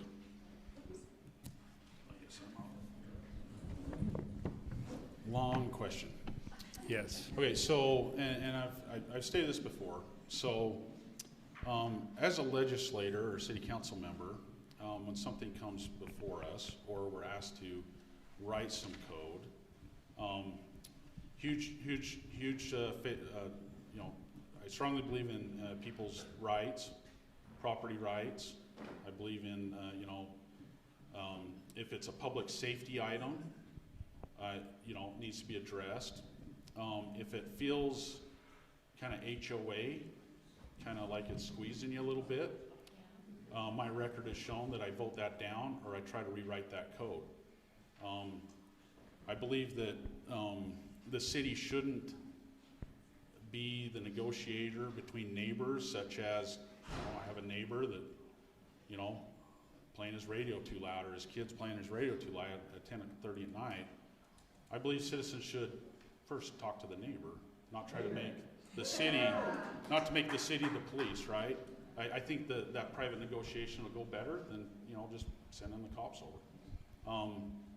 So those are some things that I believe in, and mainly what I try to base my legislation and code writing toward. Now, as far as finding out what the citizens want and stuff, like I said before, emails, there's a lot of familiar faces here. I've talked to a lot of people about issues, and I feel like I'm available to do so, and I try to integrate that, taking into consideration the things I've said.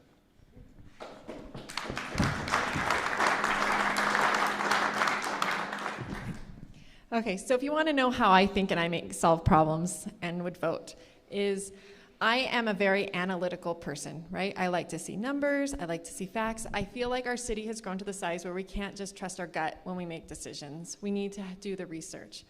If we're going to downsize a commercial area to a lot size that's too small for any commercial to ever come in there, it's never going to get developed. We need to do research and math and figure out what we can actually do. And that information is out there, or we can find it, or we can survey it. I believe in being just open and having conversations. If there's a social activity in Elk Ridge, you'll probably find me there. Grab me and talk. I told my kids I got to put extra time into shopping now because going through Stokes or Walgreens takes way longer now because I'll find someone and I'll sit and talk until you're ready, and my kids are dying, and they usually get candy then. So I think having the open communication and conversations, and I'm humble enough to say that if I was hearing from the community strongly an opinion that was different than mine, I would vote what the community wanted, because I'm here to represent you, and that's what, thank you. And that's why you vote for us, is we can't pool every person on every issue. And so you're trusting me to be your voice, and so that's what I will strive to be.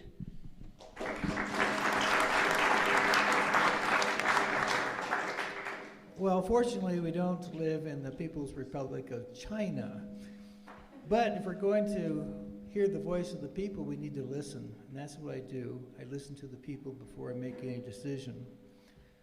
The vision statement in our general plan for the city says that whoever is a government official should make no decision that violates our vision statement. Let me repeat that vision statement, and that'll tell you how I'm going to vote. We desire to establish a safe, friendly, and family-oriented bedroom community that coexists with natural hillside surroundings. That's good, right? Where residents can enjoy picturesque mountains, fresh air, native wildlife, grandeur of dark skies, and access to well-planned parks, trails, and open spaces. I will not violate that trust. That will be my vision. Thank you.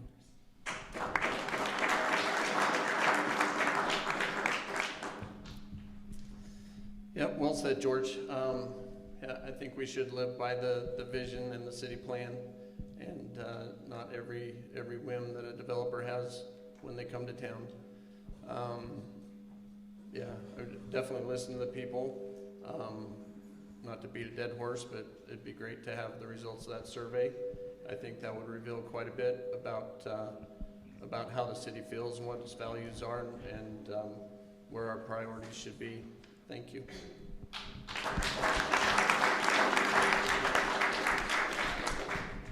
I agree with what's been said so far, and I can give you an example. The Highlands development, it's in my backyard. When you're in my backyard right now, you see this field of gold, then you see the trees and woodland, and then you see Loafer Mountain, and it's absolutely gorgeous. Do I want that to go away? No, absolutely not. I'm on the planning commission that came before us.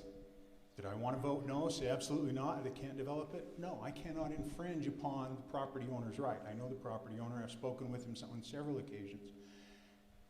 What I can do, though, is look out for the best interests of the community. He's going to sell. A developer is going to buy. That's already a done deal, whether it's what I want or not, okay? But what I can do is look out for lot size, and yes, lots are smaller, but there are less smaller lots than there would have been of the larger lots. So my decisions as a city leader are such that even though it may be totally against what I want to see happen, because I don't want that to go away. Come over sometime, we'll sit and have a root beer and watch the deer come down off the mountain. It's amazing. But I have to make a responsible decision for the good of the property owner, for the developer who has a right to buy that land, but also for you, the citizens, so that you know that the decisions being made are in the best interest of all.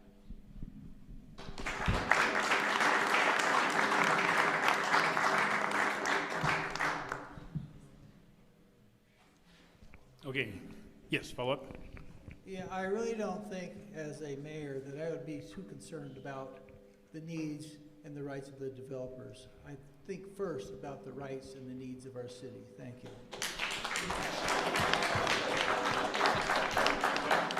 Okay, follow up?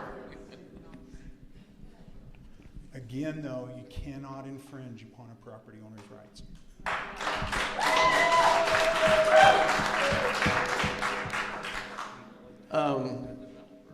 Yeah, so here's the justification for smaller lots.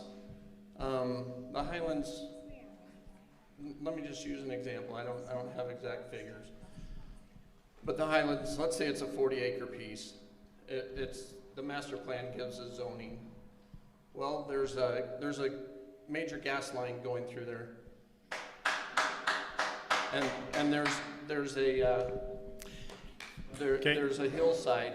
So there's areas that aren't buildable, and so instead of saying, okay, I'll accept the zoning that I knew about, I'll accept the conditions I knew about when I bought the land, he's like, no, if all this was buildable, I'd get this many lots, and I want that many lots on the buildable part, and so I want a higher density, and that's wrong. We don't have to give into that.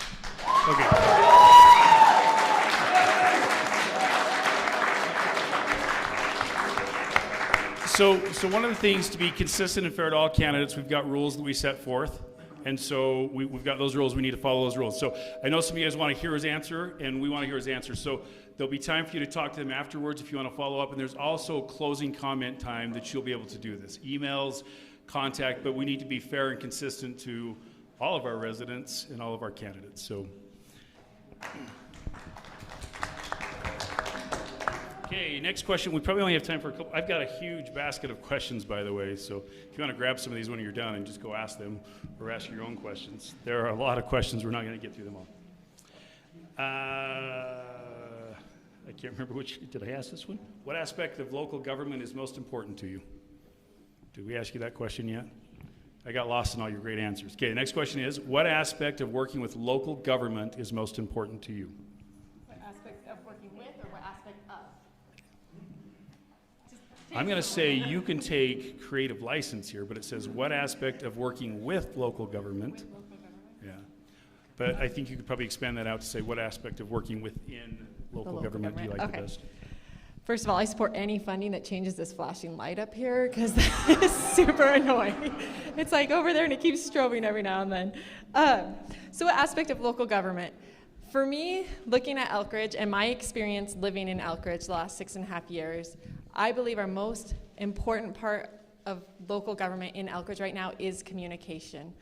As I hear people feeling like shady things are going on and different things like that, when I investigate them, I find that it is usually a breakdown in the communication between what's happening inside the city and what our residents are hearing. And I feel like that is our number one concern in Elk Ridge right now. Water, our water pipe's not breaking. I did not enjoy boiling my water for a week just recently. Those things all need to be addressed too.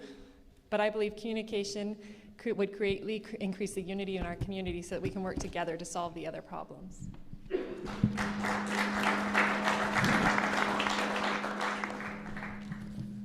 I believe the most important issue to me, living here in Elk Ridge with my family, is the quality of life that we have.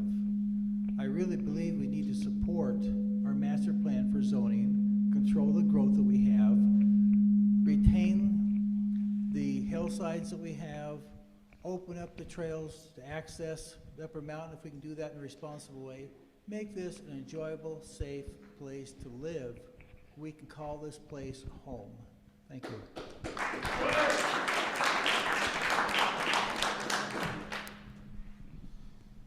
Well, I've never had experience in local government. I'm learning as I go, but no, I want to support the needs of the people. Government should only exist to provide safety and look out for the welfare of its citizens. I don't believe in growing government. I don't believe in adding a bunch of new programs, taxes, fees. And so yeah, the safety of the citizens and to provide those things that people can't provide for themselves, like the roads, like the water, like the sewer, proper drainage. And I think a lot of these things need attention, and I know how to fix them. Thank you.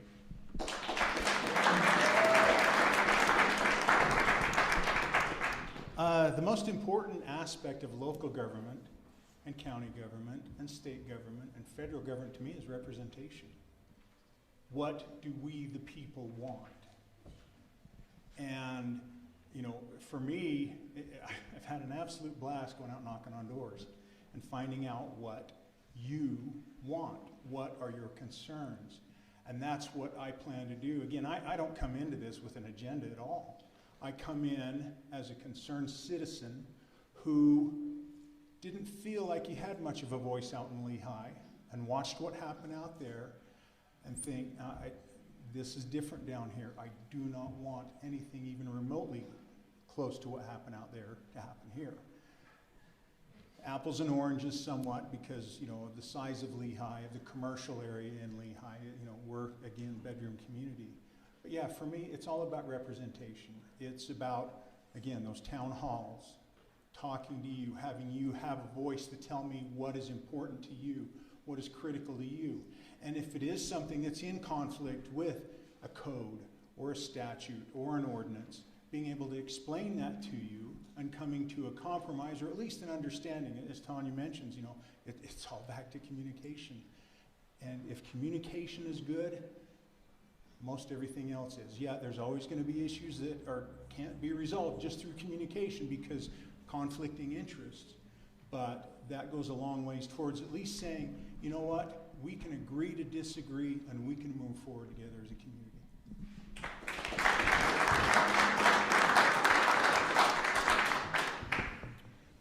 You know, like I said before, I got involved to get involved. And lately in today's, you know, environment, you know, you can say it on the state, federal level or whatever, but I kind of look at a lot of the problems with government, and I felt like what better way to keep that off my doorstep than to have it right as local as I can get it. That's why I'm involved where I am. I also believe that if you're looking for government to fix all your problems, it's probably not a good idea. and you know, and you probably don't want them to fix all your problems. So yeah, I believe, you know, locally, I mean, I represent the people that live on my street. I represent, you know, my own family, you know, a lot of friends, a lot of good people. And anyways, I like being local because, you know what, you can just walk by my house, start talking to me or whatever. It's really good. I strongly believe that that's probably the best way to govern is to have, you know, your friends and neighbors governing, you know, on your behalf, you know, and that's the best way to do it.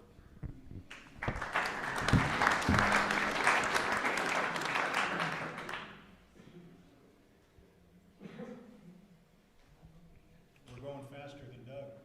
Oh, you are going fast to me.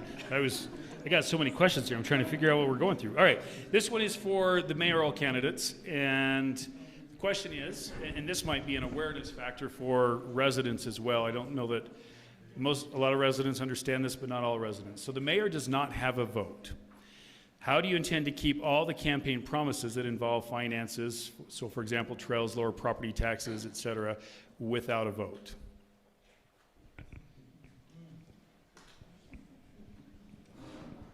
Well, fortunately, Here's your mic. oh. I don't know, might have been better without. Okay, fortunately, we do have very competent city council, okay, who know what they're doing. But the office of a mayor has lots of responsibilities. In fact, I kind of listed them all out here. Okay, and there's a lot of things we can do still as the mayor, even though we don't have a vote, especially listening to the people and bringing those concerns to the city council. Now, as I stated at the beginning, this city really requires somebody who has the ability to oversee the administration of the affairs of the city on a daily basis. I'm retired and I can do that. I can build up our city workers, do teamwork, bring in process improvement ideas, make this city more efficient and having less problems. That way I can support the city council, I can support you. Thank you.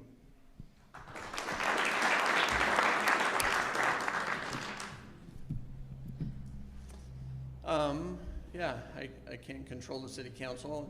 It's probably best that way, and government's designed that way for a purpose. I don't think I've made any budgetary promises that I'm aware of. I do stand for the lowest fees and taxes as possible, and I try to be a voice of reason to accomplish that. But yeah, if I say I've got 3 votes from city council in my pocket, I'd be lying. But I look forward to working with them. I think they're all reasonable people. I think they're doing a good job. You know, the only reason I'm running is, well, the initial reason I'm running is because I think we need to have safe communities. I think we need better roads. I think we need to start and finish projects in a timely manner and efficient. I think we need more accountability. I think we need better management. I think we need better leadership. And I think I'm the one that can provide that. Thank you.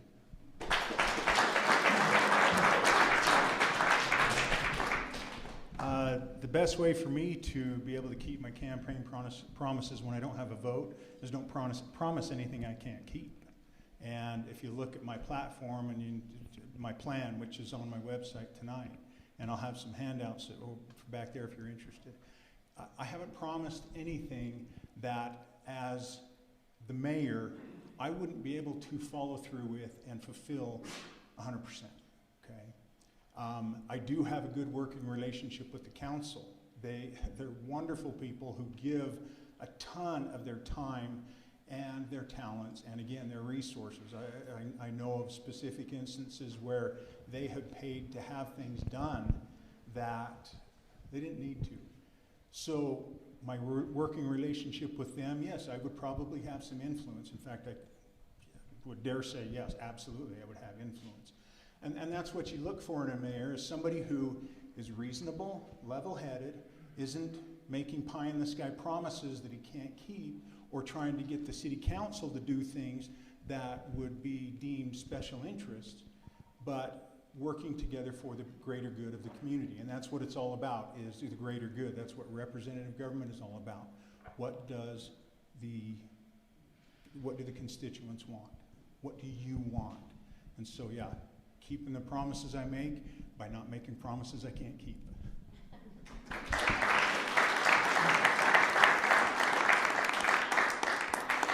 Okay, at this point in the program, I'll give the audience one option. We can ask one more question and let them do their follow-up. The goal is to be done by 8:30. If we just have their closing statements, we'll be done pretty close to 8:30, so 3 minutes per closing statement. And then at that time, you can mix and mingle and you can talk to them. Now, I was also asked to speak about ranked choice voting. We've been here for 2 hours. I would love to speak about ranked choice voting, but I don't want to take away from your candidates. So maybe if those who are interested in talking about ranked choice voting and how it works, would it be all right if I go into the council chambers? I'm assuming that more people are going to want to talk to them than want to talk to me. But I want to make sure that I'm available to you and I can answer any questions and I can describe how ranked choice voting works. Let me just say this real quick on ranked choice voting so they can just end and be off and I don't have to rain on their parade. Ranked choice voting was, there's a lot of discussion where it came from. It was actually passed by my predecessor, Mark Roberts, who was your state representative. He had one of the most conservative voting records maybe in the history of the state, and it's something that he believed in. And anyway, so I'll talk about it just to give you kind of the background where it's from. So are we okay just doing closing statements, or do you want one more question and closing statements? Closing statements, okay. Closing statements, 3 minutes each. And then when we're done, we invite you to mix and mingle with them, and I'm going to come over here if you have any questions for me so I'm not detracting from your city. Where are we at for starting? All right. Okay. Nose goes. Okay. Again, the office of mayor in our form of government is an administrative one. I'm an administrator. I'm breaking my arm, patting myself on the back, but I'm at the top of my game. The contributions I've made to my school as far as starting programs, I started the welding program, I started the machining program, I started the manufacturing program. I totally rebuilt the diesel program and the automotive program. and they are all wildly successful. We're now the largest tech school in the state. So I have a proven track record as an administrator. And I also have a proven track record of donating of my time and my resources to the city, starting with the fire, okay? And then the last 2.5, coming up on 3 years on the planning commission, okay? The car crews, CERT, just like I told my wife before we broke ground, I want to be involved. And I told her, and never in a million years would I ever run for political office, and now look at me. But it's because this is a golden window of opportunity. The next 5 years or so in my and my wife's life and my career are perfect for this type of a situation because my skills are sharp. I can donate that talent set to the city in the form of, you know, what I've learned on the job and how, you know, I oversee close to 50 people, instructors, teachers' assistants, that sort of thing. And so I know how to get people to come together for common cause. Again, I'm a people person, and I love being around and working with people. That's what I'm all about. I love to hear what you have to say because I'm able to take that to the council or to the other mayors or to the county level or to the state level and work with them for our good and for the good of all of us on the south end of the county and the county. So I think I bring a lot to the table that will allow this city to take the next step. Our current mayor and council have done a wonderful job. Mayor Ellis has got this city debt-free. We have 0 bond debt. I don't know if you know that or not. Woodland Hills has 4 bonds out. We are debt-free. We are in the best situation possible for an incoming mayor and new city council members. The council's done a fabulous job of paying off the 1 bond we did have, paid off early, and that was for the Skyhawk well. I would continue to build upon a debt-free future, but still address the situation, especially up in here. Drainage, roads, that sort of thing. Water, I think we've addressed, but there are still answers that I would love to have you ask me.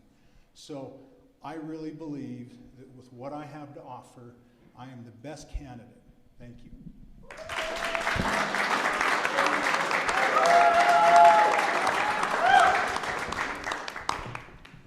Okay, so the term I'm currently serving, we've dealt with the evacuation, we've dealt with the issues down Loafer Canyon, we've dealt with growth, we've dealt with a lot of stuff. I'm not here to campaign. I mean, I think those that know me know where I stand. But you know, I got involved to get involved. It's where I want to be. I donate a lot of my salary back to projects and Eagle Scout funds and stuff like that. I really just want to serve the people. The real race is over here between these 3 gentlemen. And my advice is, you know, do some research. You know, find out, you know, truths and facts, and you know, vote along those lines. It's always easier to promise a better sunset, right? Anyways, that's what I have to say.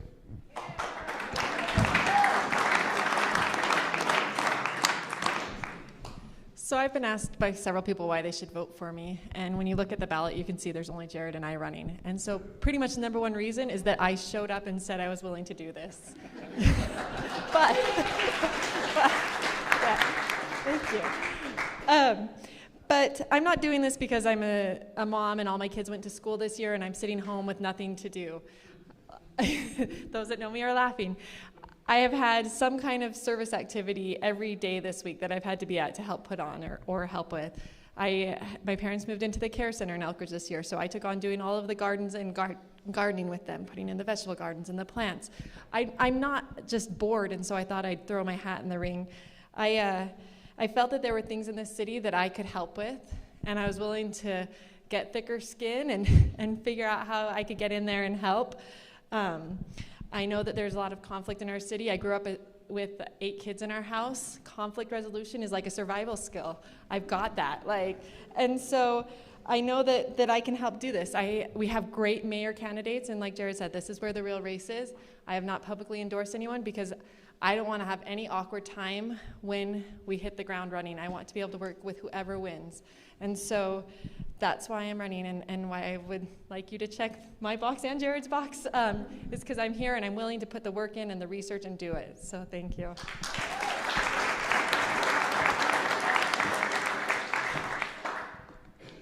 As I started out this conversation, I said we have two other fine candidates for the position of mayor, and I believe that. However, you can't be a good administrator if you're simply not there.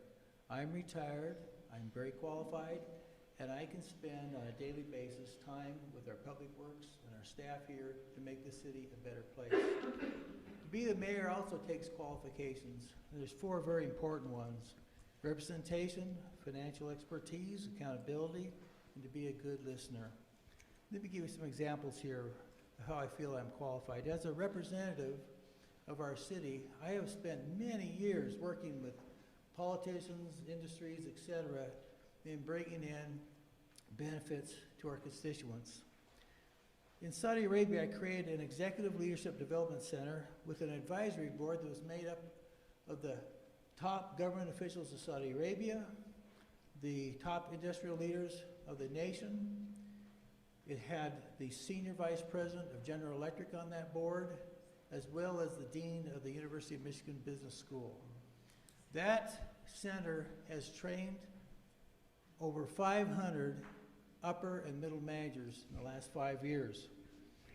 Second, the mayor needs to be accountable to the city. As a CEO of a European organization, I introduced process improvement programs, team building activities, and quality control techniques. In Zurich, Switzerland, my management team was able to reduce our expenses by 10% and increase the quality of our customer services. Third, the mayor needs to be a financial expert.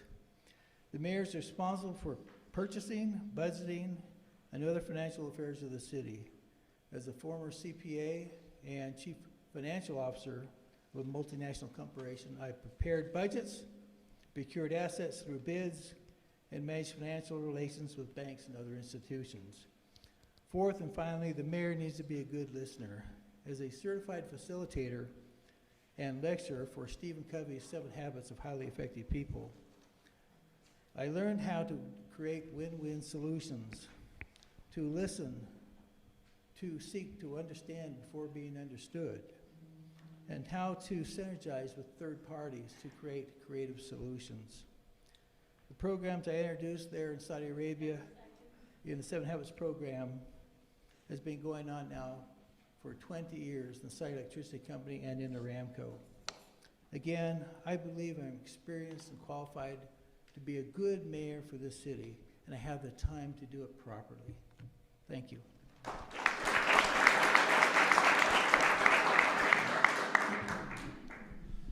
Well, thanks again for coming out. You guys have been great turnout. It means a lot that you've stayed here and are concerned citizens and want to play a role in this. So you've heard a lot of answers and facts and numbers and pledges and things. I had a youth leader once that taught me a lot of great lessons. But one of the lessons he said, if you remember nothing else, I want you to remember these 2 words. These aren't the 2 words, but here's 2 words I'd like you to remember.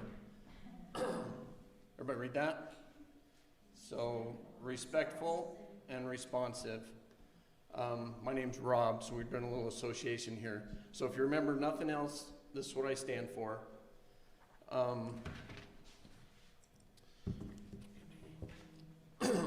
So like I said, I've never had ambitions to be mayor. I don't want the recognition. It's definitely not for fame or glory or any of those things. I don't want power. I had, because of my background, I know how things should run, how work should be done in the roads. And when I voiced my concern with what I've seen this year in my neighborhood, I was given the opposite of these two. I was given these two, the two Ds, defensive and dismissive. As public servants, that's not a way we should be dealing with our people.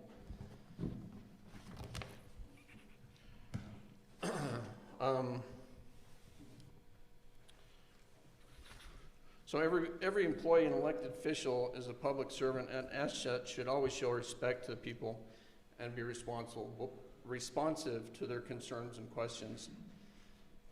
Had I received a respectful response in a timely manner to my concerns about the unsafe work being performed in my neighborhood, I wouldn't be standing in front of you today. It would have been as easy as, hey, I hear you. We can make improvements. We'll talk about it and see what we can come up with. I'd been done. I wouldn't be here. But what I got was, it's not the way things are done here. These aren't county roads. And we do these for the convenience of the developer. And I thought, what a backwards priority we have. Gordon said he doesn't live in the same Elk Ridge. I've been out and talked to people. I've got a gentleman right here in the third row who's had flooding in his yard. It's been promised by the city for 2 years it'll be taken care of. We have work to do. I'm your man. Thanks.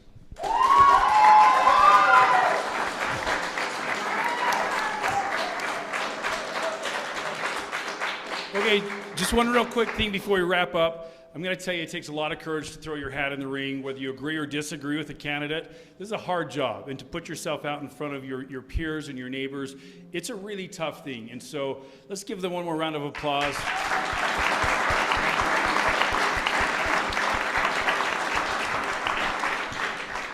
Okay, the time is yours. Mix and mingle, ask questions, and we're done. Thanks for coming.